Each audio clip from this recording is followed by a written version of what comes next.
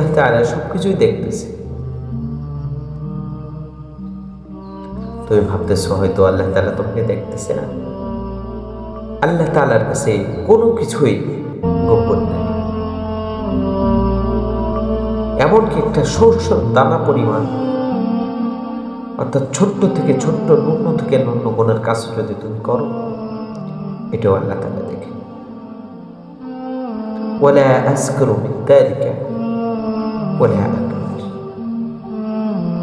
আর ওই গুনাহ সমূহ থেকে যেটা ছোট সেটাও আল্লাহ তাআলা দেখে, যেটা বড় এটাও আল্লাহ তাআলা দেখে।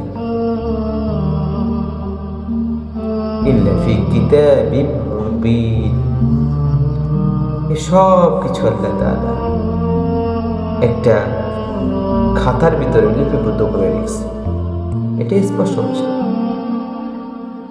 কাজে তুমি যখন গুনাহ করো একটু চিন্তা করো যে আল্লাহ তাআলা যদি এই গুনাহটা আমার সামনে কিয়ামতের ময়দানে উপস্থাপন করে, যদি কিয়ামতের ময়দানে যদি আমার গুনাহকে মানুষের সামনে উত্থাপন করে, তাহলে আমার অবস্থাটা কি হবে?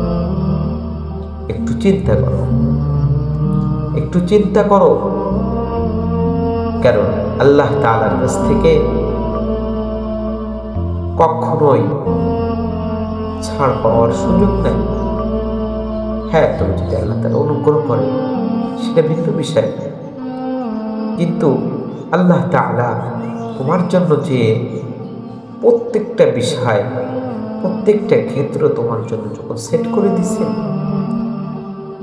যখন তুমি নিম্ন থেকে ন্যূন বিষয় আসমান জমিনের ভিতরে করবে, ন্যূন থেকে ন্যূন গুনাহ তুমি আসমান জমিনের মধ্যে করবে, তো এটাও আল্লাহ তাআলা লিপিবদ্ধ করে রাখবে।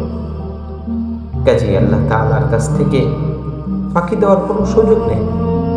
আল্লাহ তাআলার কাছ থেকে ফাঁকি দেওয়ার কোনো সুযোগ নেই। সকলকে ফাঁকি দিতে পারো, কিন্তু আল্লাহ তাআলাকে ফাঁকি দেওয়া কখনো সম্ভব